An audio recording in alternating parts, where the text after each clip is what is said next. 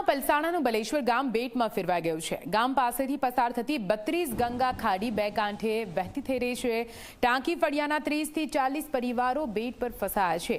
સ્ત્રીઓ અને બાળકોના સ્થળાંતરની કામગીરી હાથ ધરવામાં આવી છે।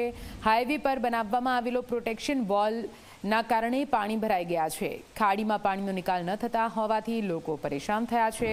પલસાણામાં ખાબક્યો હતો ધોધમાર 8 ઇંચ વરસાદ અને તેના કારણે આ પ્રકારની પરિસ્થિતિ હાલ તો ઊભી થઈ છે।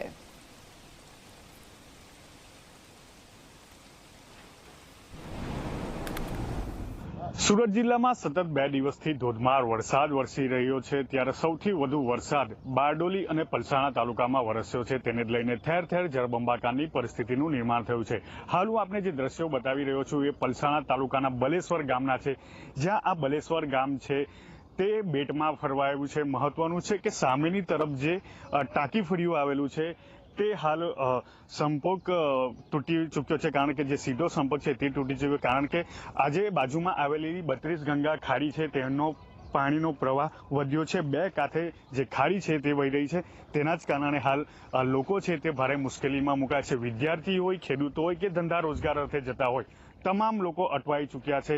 તંત્ર વહેલી સવારથી જ આવ્યું હતું અને તેઓએ પણ અહીંના લોકોનો સંપર્ક કર્યો હતો। મહત્વનું છે કે દર વર્ષે આ પ્રકારનું જે આજુબાજુના વિસ્તારમાં એન્ક્રોચમેન્ટ થયું છે તેના કારણે પરિસ્થિતિનું નિર્માણ થયું છે। અહીંયા આપણી સાથે કેટલાક સ્થાનિક લોકો છે, તેમની સાથે જાણવાનો પ્રયાસ કરીશું। જી, આપનું નામ જણાવો। મોહમ્મદ પટેલ। મોહમ્મદભાઈ, દર વર્ષે આ પ્રકારની પરિસ્થિતિનું નિર્માણ થાય? દર વર્ષે।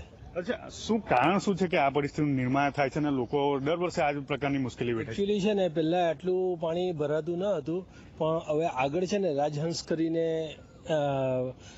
બધી કંપનીઓ આવી છે, ત્યાં ખાડીના અંદર વોલ એ લોકોએ ઊભી કરી દીધી છે, જેના લીધે ખાડી એકદમ સાંકડી થઈ ગઈ છે। તેના લીધે આ બાજુ આ પરિસ્થિતિ ઊભી થઈ છે। અને આગળ ખાડી ફર્યું છે, હળપતિવાસ છે, ત્યાં તો ન કરતાં પણ વધારે ખરાબ હાલત છે।